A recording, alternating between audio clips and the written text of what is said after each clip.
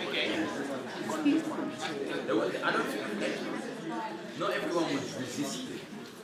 Not everyone resisted. Like completely was against it, and then it's not everyone was a not like like Samuel was. He just thought he heard and he listened, and that was it. That was all she wrote. Okay. Okay. I'm waiting for someone who was. I'm waiting for someone who was. Who was happy. And yeah, go on. I wouldn't say there was anyone who was ecstatic per se. I think Solomon was a bit gassed though, because when Solomon was told that he was going to be king, his dad already told him. But then when he now became king, he offered a serious thanks offering, and that just shows. I think in a sense he was grateful. But what I would say was that I don't think that you're going to be king anyway. Like that's the thing, because there's a lot of people, and plus his dad had already done it, and the fact that Solomon was king was the fact that was because his father's prayer had been answered, and I think he was happy that the Bible doesn't record the Bible doesn't record that he was ecstatic per se, but I wouldn't say that when we receive an instruction from God and it's pleasing to us, it's not necessarily God. It can be, you have to check it, but it can be. For example, in the Bible where it says fulfill your wife or your husband's sexual needs, no one's going to be unhappy about that. If you get what I'm saying, it's something that you think, all right, come on, what else do you want me to do, God? Like, that's cool. But I don't think there's a specific person who was upset. I'm just saying.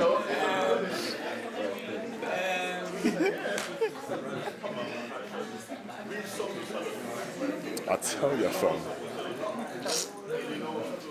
You'll be surprised. Swear down. Okay, wait. Just a very brief aside. How many of you are married? How many people here are married? Married? By faith and not by sight. Okay, so, right. So there's no one. Well, actually, there's no one here that's married. Just you. No, but I'm not going to argue this.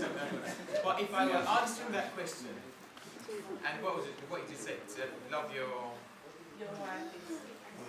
I would suggest that. Revelation 12:17. It says the dragon went ahead to go and wage war on all their offspring. When in certain Bibles anyway, in certain versions it says it went ahead in it. And I just saw that as he went ahead, like spiritually and as well as physically, to go and like kind of, wage war against like the offspring, like it does say in it. And he's gone and changed our mindset. He's gone to change everything in a way that by the time we come into the world, like we see everything differently. That's why Christ says we should renew our minds. But Satan's not really stupid. That's why Uncle said that if God said, go and do this and you're happy with it, I think Uncle, I don't know if this is what you exactly want to say, but I think Satan would have already seen that by him going ahead and would have been trying to wage a severe war against that calling or against that plan for you. And that's why it would on a lot of occasions be like, am I really going to do this? Because your mindset is different. Okay, and that leads on to, I guess, where we're heading now, Romans 12. The reason why I say this is that really when you look at people in the Bible, there aren't that many there are a few that are neutral. Noah, for instance. Noah was kind of okay about it. But the people that did things for God, the Moseses of this world, the Joshuas of this world. Why did God pick those kind of people? Why did God pick those kind of people? Specifically, Moses was like a stammerer. Yeah. And Moses was thinking, how am I going to do? I can't even speak. Yeah. But God is telling people all of the time, it's not how he says you are. If he wants to use you, he just wants to use you. He wonders. A lot of people. And that is exactly my point. My point is, a person who God calls and says, I want you to do this, and the person goes, yay, thank God, is a person who is not really humble and really doesn't know what God wants. Everyone in the Bible, not everyone, but most of the Bible, when God came to them, he would say, fear not. Don't be afraid, fear not.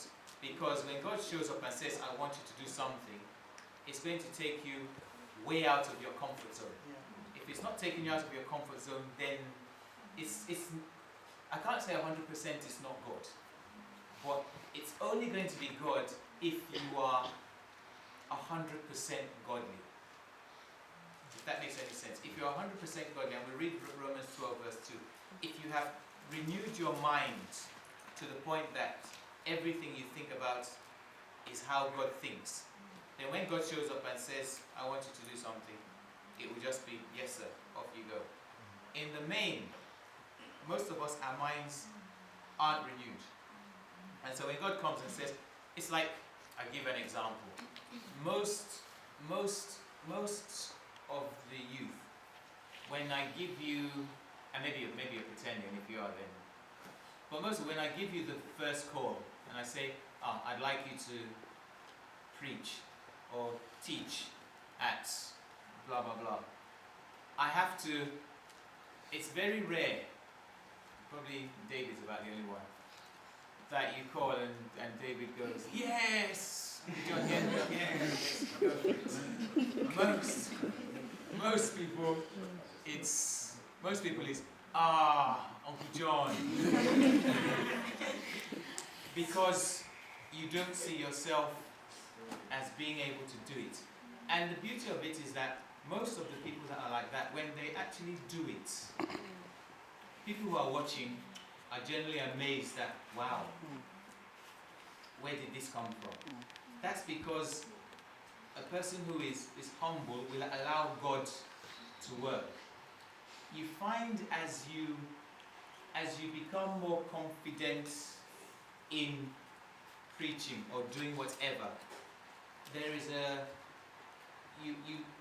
we don't do it intentionally, but there's less of a reliance on God. Once you start doing it regularly, there's less of a reliance on God. And so, if God has called you to do, if God calls you to do something, initially you're going to kind of say no. Not say no, but say, God, am I the right person? Because if you go through the Bible, you went to Gideon. What did Gideon say?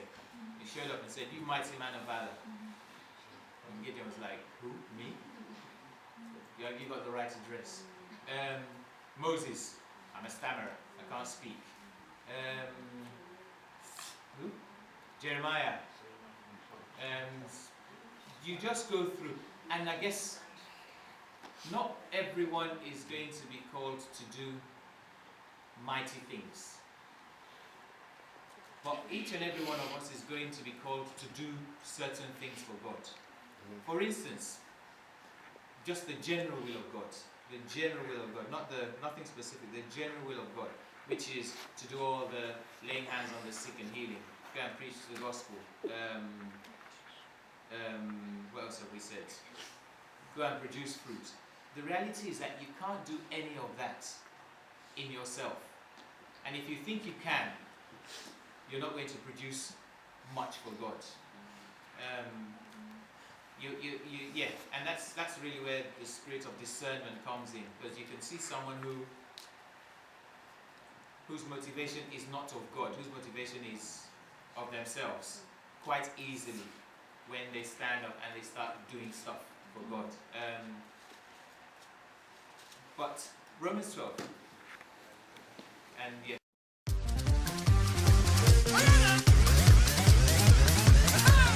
It's me again, God, as I come before you today. I sent my praise, oh God, and believed it in my prayer. Time to praise the Lord. Oh yeah. Oh yeah. Time to glorify. Oh yeah. Glorify Jehovah.